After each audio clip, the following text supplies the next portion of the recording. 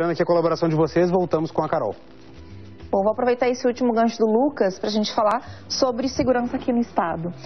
No dia 19, né, Cláudio, teve uma audiência pública justamente sobre segurança, pensando nos problemas e nas perspectivas, né? Eu queria que tu dissesse para a gente, então, o que foi pontuando lá e quem esteve presente na audiência também, quais entidades participaram. Bom, a ideia dessa audiência pública que aconteceu aqui no estado do Rio Grande do Sul foi uma ideia do presidente da OAB do Rio Grande do Sul, presidente Ricardo Breyer, e preocupado exatamente com esse tema, que é um tema que hoje aflige a todos nós, né?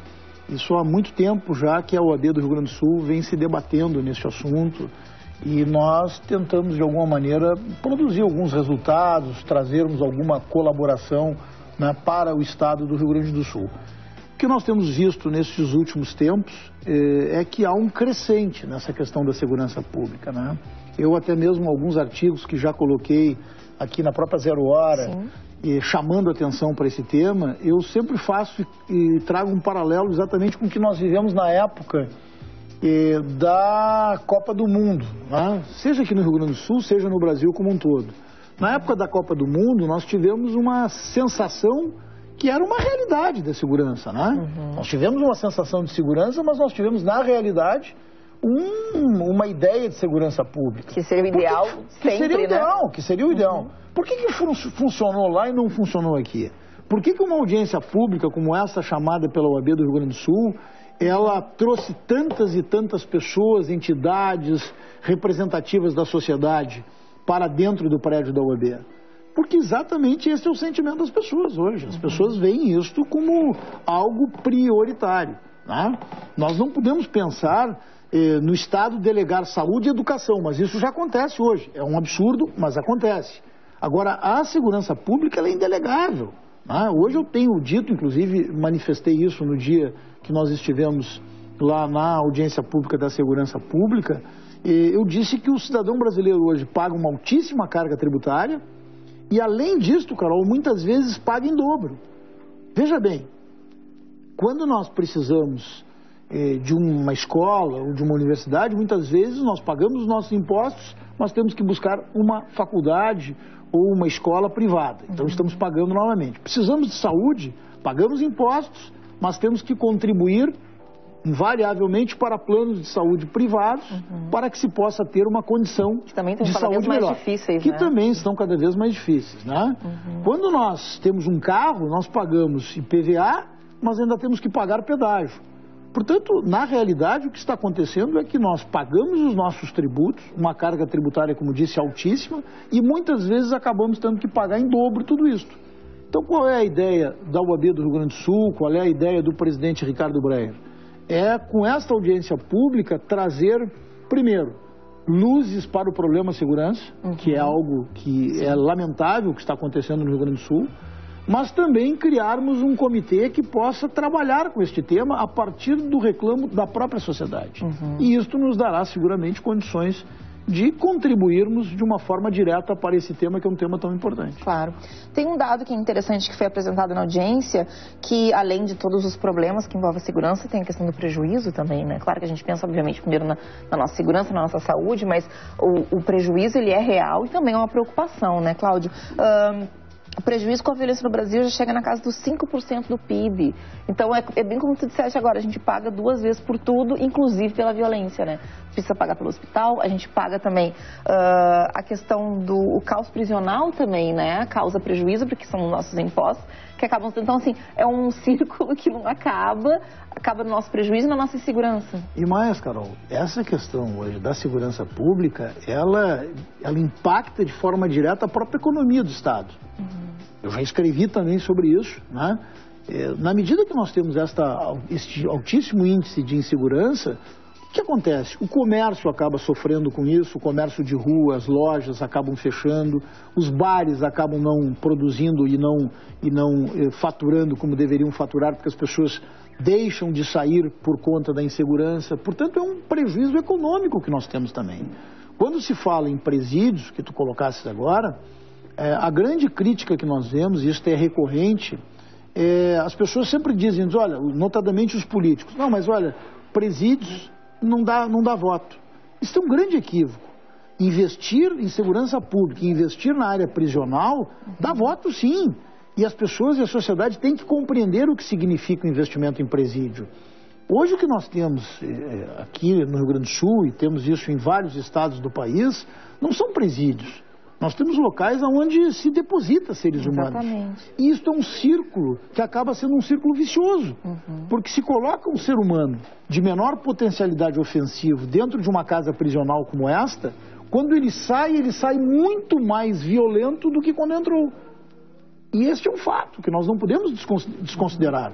E quando isso acontece, tu coloca uma pessoa com maior potencial ofensivo em termos de criminalidade para a rua novamente.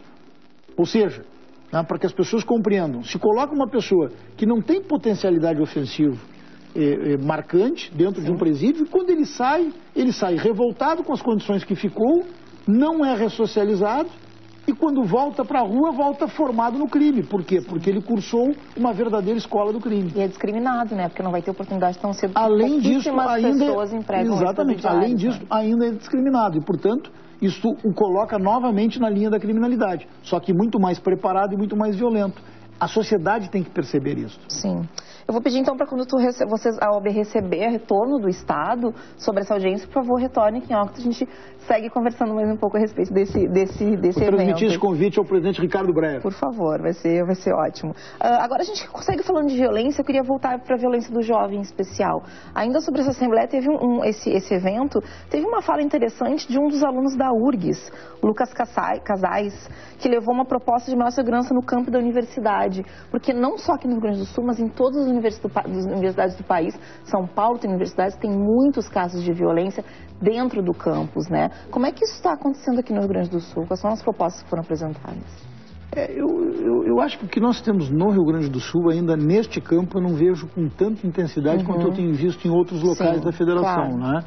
Eu, por força da presidência nacional da Ordem, eu tenho viajado muito. Nós temos alguns locais que eu tenho detectado uma violência maior nesta área especificamente. Essa Assembleia, inclusive, vai para outros estados, né? Não, isso é uma proposta que nós temos hoje, nacional. Isso nasceu no Rio Grande do Sul, a partir desta audiência pública, e eu pretendo agora nacionalizar esta ideia das audiências públicas nos 27 estados da federação. Ou seja, o Conselho Federal da OAB estará patrocinando audiências públicas em todos os estados da federação, porque o tema segurança pública não é um tema que diz respeito apenas ao estado do Rio Grande do Sul. Nós vivemos em alguns outros estados situações muito complicadas também, em termos de segurança pública. Este tema é um tema que tem que entrar necessariamente na agenda do Brasil. Segurança pública hoje, e o problema da segurança pública não é uma realidade do Rio Grande do Sul apenas. Em que pese que nós estamos vivendo aqui uma situação muito delicada. Há que se colocar isto, e é fato, ou seja, o governo do estado precisa encontrar mecanismos de investimento na área da segurança pública. E é possível e é viável. Volto para o início da nossa conversa aqui no programa. Ou seja, na Copa do Mundo, nós tivemos segurança pública no nosso estado. Por que hoje nós não temos? Por que hoje nós temos toda essa situação que está posta? Por que nós não temos mais aquilo que se teve na Copa do Mundo, que são as câmeras espalhadas pela cidade, onde se possa ter um monitoramento diretamente de um determinado local? Isso traz sensação, mas traz segurança para as pessoas. Porque seguramente aquele delinquente, ele vai pensar duas vezes antes de cometer um crime, se tiver uma câmera que esteja filmando ele. Isto foi usado com muito sucesso na Copa do Mundo. Nós temos que desenvolver novas alternativas, notadamente utilizando a tecnologia da informação. Eu queria tocar num outro ponto a respeito da violência e também pensando no jovem que está, enfim, rodando o país, obviamente já está rodando o mundo, que é o estupro da menina no Rio de Janeiro, de 17 anos, né, por mais de 30 homens, e que depois de serem divulgadas as imagens, né, pelas redes sociais, as manifestações foram não só de indignação, mas também de esperança de justiça. E, obviamente, as investigações já estão acontecendo, já estão rolando. As últimas notícias que temos, enfim, até um pouco antes de entrarmos no ar, é de que ainda não foi decretado de que realmente aconteceu um estupro, né? Quem está cuidando do caso disse que ainda estão esperando o resultado dos exames da menina para então dizer que realmente foi de fato e ir atrás dos culpados para julgá-los por isso. Então, obviamente que a indignação quer pressa, né? Estimula a pressa das pessoas. Eu queria que o senhor explicasse para a gente como que proceder, então, como é que a justiça precisa proceder nesse caso. Nós temos o trâmite normal judicial, né? Muitas vezes o tempo de um processo, o tempo de uma investigação não é o tempo que a sociedade exige, o tempo que a sociedade quer, o tempo da sociedade.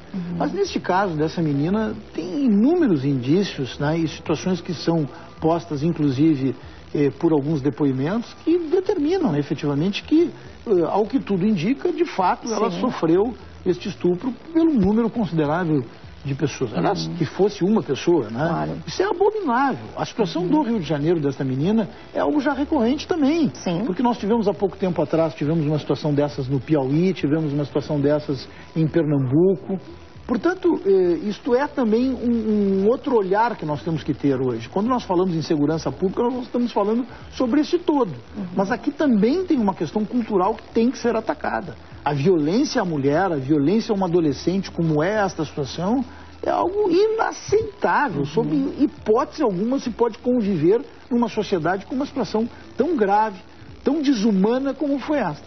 Muitos grupos comentam, e até autoridades comentam, de que, como o senhor falou, isso é recorrente, né? No Brasil, por dia, quase 10 mulheres são estupradas e, claro, causa indignação também, porque foi divulgado, porque chegou até nós, né? E tem muitas que a gente não fica sabendo, né? E que são estupradas com recorrência, né? Inclusive dentro das suas casas. E muitas pessoas comentam de que muitos desses crimes a gente não sabe porque muitas mulheres não conseguem denunciar, que é a velha insegurança, né? A antiga insegurança em relação à mulher que nem a delegacia da mulher consegue superar, que a Lei Maria da Penha também não consegue superar, porque não se tem como garantir a segurança para essa mulher, que vai ter que voltar para a casa do estuprador, vai ter que voltar para a casa da pessoa que cometeu a violência, que às vezes é o marido, é o pai, que não tem como suprir, porque ela não tem para onde ir. Então, como é que o senhor acha que, na sua opinião, na sua experiência, o que a justiça precisa fazer para finalmente conseguir, pelo menos, atender essas mulheres para que se mude esse quadro de insegurança e finalmente consiga que a mulher tenha coragem de denunciar esses casos, que é o que vai fazer acabar. Bom, primeiro, algumas coisas elas estão sendo feitas, né? Nós temos hoje, inclusive, pela OAB, pelo Conselho Federal da OAB, uma campanha nacional, né?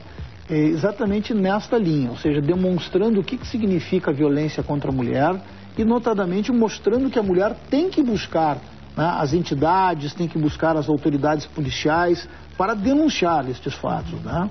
Mas, acima de tudo, esta campanha também, essa campanha da OAB, ela tem o viés de esclarecimento, de educação, porque isso também é uma questão de educação. Claro. Segundo, na questão de investimento e na questão justamente da repressão a esse tipo de situação, nós temos hoje também alguns direcionamentos, notadamente na área policial, que têm dado grandes resultados, né? As delegacias especializadas, né? Um olhar diferenciado para este tema. O que nós precisamos é conscientizar a sociedade como um todo de que este tema é um tema que deve ser enfrentado. Sempre que se detectar, sempre que se souber, sempre que um vizinho... A denúncia é importante, exatamente, né? sempre que um vizinho isso. fica sabendo de uma situação dessas, olha, acompanha, ouve, ele tem que denunciar, né? Porque... Tem uma insegurança nisso também, né? De um vizinho escuta, mas vai que não é nada, não vou me meter. Não, eu não vou me meter porque isso é briga de marido e mulher, briga de casal. Não, neste tema tem que se meter sim, porque, como disse, é absolutamente inaceitável a violência contra a mulher, ainda mais nos termos que nós estamos vendo aí ultimamente, né? É bom a gente lembrar que o número de denúncia é 180, né? As denúncias são sigilosas, as pessoas não precisam nem se identificar, fica aí a lembrança. E também que hoje a gente fala aqui em Octo ainda sobre esse assunto com a Nadine Gassman, que é médica e representante do escritório da ONU Mulheres aqui no Brasil. Bom, vamos seguir aqui a nossa conversa, né, Cláudia? Aproveitei o assunto para a gente reforçar essa fala de hoje. Eu queria que a gente falasse agora um pouco sobre o nosso momento do país. A OAB, obviamente, acompanha, né, o impeachment, acompanha a Lava Jato. Eu queria que o senhor trouxesse para a gente, antes da gente aprofundar, um olhar mais geral de como é que a OAB percebe esse momento que o país precisa passar novamente por um impeachment, porque independente de culpados ou não, de quem sejam os culpados, enfim, quem está sendo julgado, o país sofre sempre, né? Fica com as suas marcas, tem um reflexo internacional. Como é que a OAB percebe esse momento? Bom, primeiro com muita tristeza, né? Aliás, eu disse isso na sessão do Conselho Federal da OAB, que aprovou o pedido de impeachment por parte da Ordem dos Advogados do Brasil, da Presidente da República. Quando nós encerramos aquela sessão, onde a OAB discutiu durante alguns dias o tema do impeachment, se a Ordem ingressaria com pedido de impeachment contra a Presidente da República ou não, quando nós encerramos a sessão, eu disse, olha, aqui hoje nós não temos o que comemorar. Gostaríamos de estar aqui hoje comemorando o sucesso de um governo que estivesse dando certo, um governo que estivesse dando os resultados que a sociedade espera. Este é um momento triste, notadamente nós não temos e não podemos dizer que não seja. Segundo o Presidente da República, que sofre um processo de impeachment, é um momento delicado na nossa economia, na nossa política. O Brasil para, né? O Brasil hoje está praticamente congelado no que diz respeito à sua economia, a política gerando tantas e tantas crises. Nós vemos hoje os próprios políticos não tendo mais a capacidade de diálogo no sentido de conduzir o país a um novo momento. Mas eu vejo também de uma forma otimista tudo isso que nós estamos vivendo. E aí explico. Eu tenho afirmado e reafirmado que o problema do Brasil hoje não é a crítica, não é o problema crítico no que diz respeito à crise econômica e à crise política. Eu vejo um problema muito maior, que é um problema de uma crise moral e ética sem precedentes que nós estamos vivendo. Mas vejo de forma positiva isto porque eu tenho convicção de que nós vamos sair muito maiores desta crise do que entramos. É possível que se volte para trás depois disso tudo, Não né? volta, Carol, não volta. Eu tenho convicção de que o Brasil passa por uma ampla e absoluta depuração, em todos os níveis. Notadamente no nível político, porque é no nível político, é no âmbito político que nós estamos vendo tudo isso. E quando digo isso, eu não estou aqui a demonizar a política, muito antes pelo contrário, nós temos que perceber isso. Nós temos que ter exatamente a dimensão do que significa a política num Estado democrático de direito. Sim. Não há democracia sem política, não há política sem políticos. O que nós precisamos é depurar a classe política. Hoje a sociedade espera que a classe política forme um novo contrato social com ela. E é o que nós precisamos. Nós precisamos de pessoas comprometidas com a ética pública, comprometidas com a gestão pública e que estejam, acima de tudo, representando o voto de cada cidadão, né?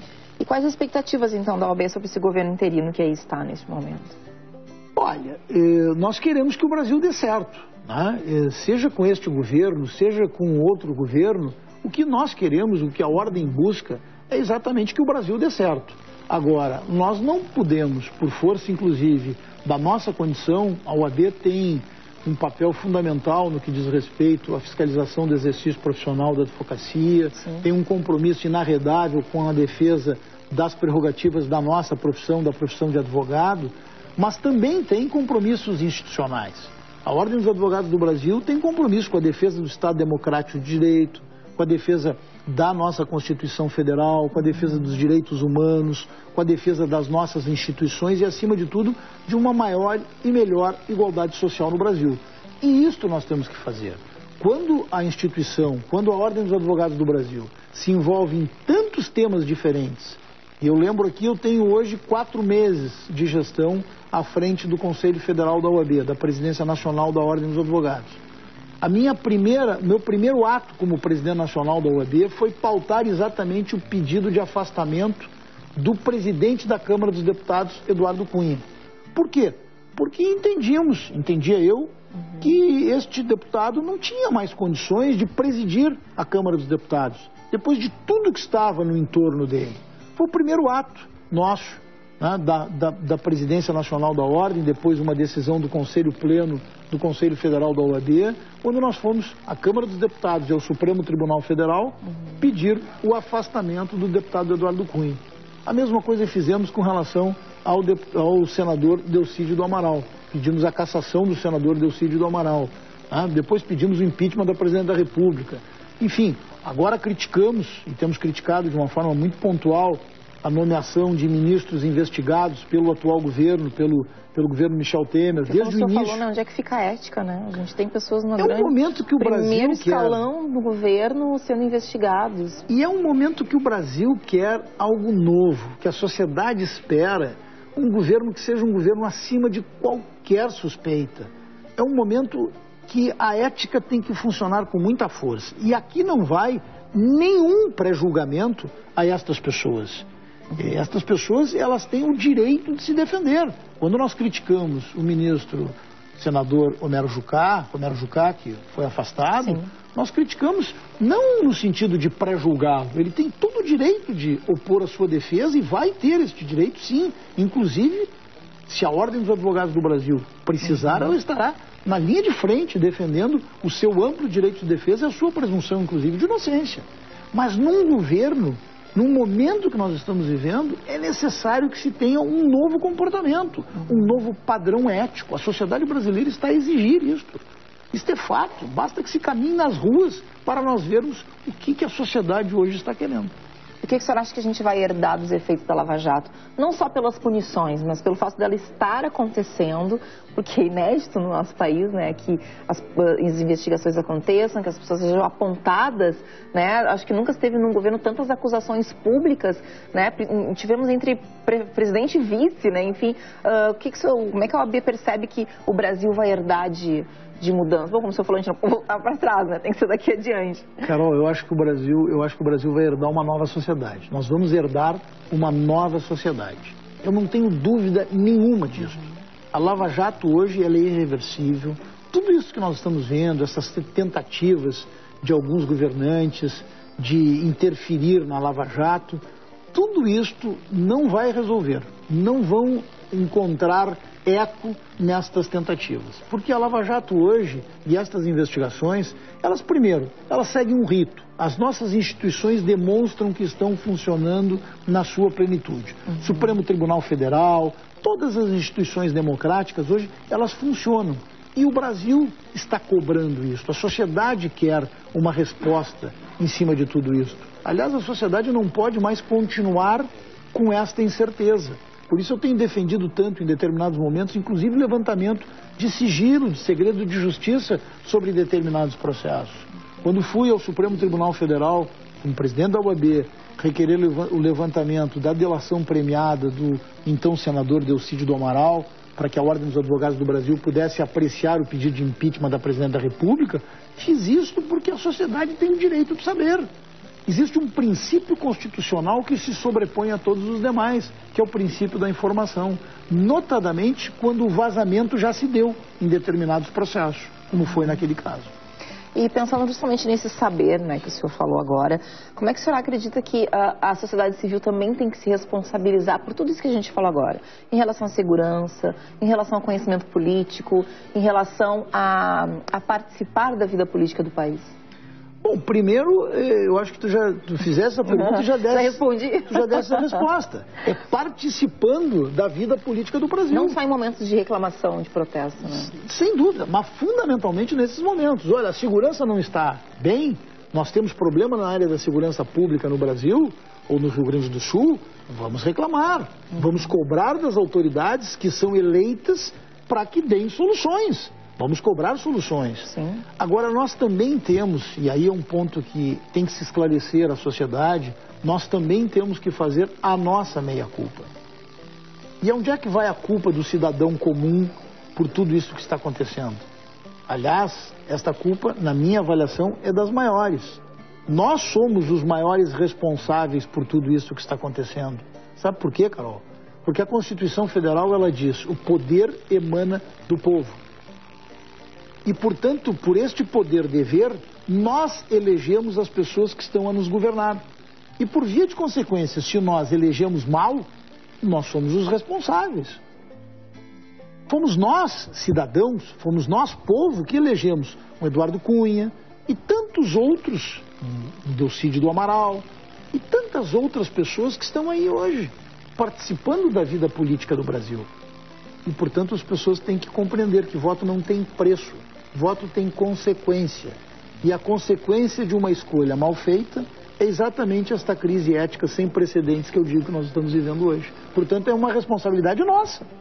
E a ordem, ela tem como prover também esse acesso que a gente falou agora, por exemplo, as pessoas que tiverem dúvida a respeito dos seus direitos, de como exercê-los, como cobrá-los, enfim, de como lidar com os seus advogados, de como conhecer também o trabalho do advogado, né? Como a gente falou agora em relação ao estupro da menina, como o senhor disse, a justiça às vezes obviamente não caminha com a mesma pressa do anseio pela justiça, né? Então conhecer também como ela funciona também é importante. A OAB fornece caminhos para que as pessoas conheçam mais a justiça do país? Sem dúvida, sem dúvida. A Ordem tem desenvolvido inúmeras campanhas extremamente positivas nesse sentido de esclarecimento e até mesmo servindo como elo, né, entre o poder público em determinados momentos e a própria sociedade civil organizada. Mas, acima de tudo, a Ordem tem hoje um compromisso fundamental, que é também demonstrar à sociedade o real papel do advogado. A Ordem mostrar à sociedade que muitas vezes critica o advogado, por exemplo, o advogado que defende um determinado criminoso, uma pessoa que cometeu um crime. Questionamento muito comum, né? E às vezes, em alguns momentos, esse questionamento é feito e o advogado acaba sendo confundido com a figura do criminoso. Isso é um equívoco, porque o advogado tem que exercer o pleno direito de defesa daquele cidadão. Isto faz parte de um Estado democrático de direito. Até mesmo porque o cidadão pode ser inocente. E se não for inocente, ele tem que ter a dose da pena correta ao crime cometido. E as pessoas às vezes não percebem isso. E normalmente se vê uma acusação ao advogado. E aí este cidadão que acusa o advogado, que não compreende a função e o papel do advogado, ou que muitas vezes, sendo uma autoridade, desrespeita uma prerrogativa constante da profissão do advogado, esta pessoa tem que parar, pensar e refletir. Se um dia ele precisar ir ao Poder Judiciário, ou para se defender, ou para defender um direito seu, ele terá que buscar um advogado, contratar um advogado. Será que esta pessoa vai querer buscar um advogado que esteja enfraquecido? Ou será que esta pessoa vai querer ter um advogado que seja respeitado e que tenha as suas prerrogativas profissionais absolutamente respeitadas também? Claro. É lógico, porque o advogado fala em nome do cidadão em juízo. E se o advogado está sendo enfraquecido ou desrespeitado, quem está sendo desrespeitado ou enfraquecido é o próprio cidadão que ele representa. Isso é um ponto importantíssimo para que a sociedade possa perceber. E sempre que o advogado estiver, ele envolvido com o crime, ele deixa de ser advogado e passa a ser um criminoso. Sim. Agora, o advogado, quando exerce o direito de defesa de alguém, ele está exercendo a sua atividade profissional e garantindo o Estado Democrático de Direito, não se confundindo com a visão e atividade do criminoso. Agora, para encerrar, assim, encerrando o nosso raciocínio, Lamáquia, depois de tudo isso que falamos de problemas, né, de saúde, segurança, bom, saúde também, né, de certa maneira, porque uns dias atrás recebemos o presidente do Sindicato dos Médicos aqui, uma das principais falas dele foi o medo da segurança dentro dos hospitais, né? Enfim, se matou pessoas em frente ao hospital, se matou pessoa dentro do hospital aqui em Porto Alegre, enfim. Aliás, os representantes da área médica estavam na audiência pública lá. Exatamente, exatamente. Então, como o senhor falou, a preocupação com a segurança é de todos nós, né? Então, eu queria que o senhor, para encerrar, uma fala sua de esperança, né, pelo olhar da OAB para o nosso país, assim, como que a gente caminha para a mudança que seja com tudo, né, que não seja com um ponto só. Bom, como eu te disse, eu acho que nós, e eu tenho convicção, estou convicto disso, eu acredito nisso, nós vamos sair desta crise muito melhor do que como entramos. Eu acho que a partir de agora nós começamos a encaminhar um novo Brasil. Um Brasil que todos esperam, um Brasil mais ético, um Brasil mais justo, um Brasil onde as pessoas têm um maior compromisso com a administração pública. Isto passa exatamente pela consciência. Hoje nós vemos, Carol, crianças, jovens, que conhecem política. Olha, Está nos obrigando a refletir mais sobre a política. Eu vou te dizer o que acontece na minha casa. Eu tenho 2 filhas pequenas, uma de 9 e uma de 12. As minhas filhas hoje, elas acompanham a política. Tá certo que eu tenho uma atividade profissional hoje que acaba, de alguma maneira, envolvendo um pouco mais a minha casa, mas elas acompanham a política. E quantos jovens hoje já não estão acompanhando a política com uma maior preocupação, com um olhar crítico? E isto tem a ver com aquilo que eu dizia. Ou seja, na medida que as pessoas acompanham a política, vem na política um gênero, digamos assim, de primeira necessidade, política é gênero de primeira necessidade, seguramente essa conscientização na hora do voto, ela vai aumentar. Porque as pessoas não vão mais votar em alguém porque este alguém é seu amigo, porque este alguém é seu conhecido, porque este alguém lhe ofereceu alguma vantagem. Não, vai votar em alguém porque acredita que este alguém seja uma pessoa que tenha condições de fazer a diferença. E por isso hoje, né, a Ordem dos Advogados do Brasil defendeu tanto, foi uma das principais entidades que liderou o processo pela lei da ficha limpa.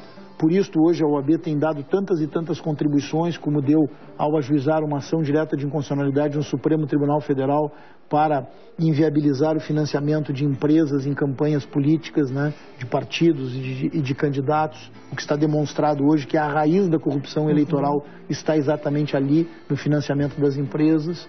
E nessas campanhas que nós temos desenvolvido, são campanhas que conscientizam exatamente o cidadão do seu papel e da sua responsabilidade. Tenhamos cada vez mais consciência e memória política, né, Cláudio? Sem dúvida nenhuma. Ok, muito obrigada pela presença, pelos esclarecimentos. Por favor, retorne, tomara que com boas novidades daqui do nosso estado, né? Tá bom. Muito obrigada, até a próxima. Parabéns aí pelo programa. Obrigada.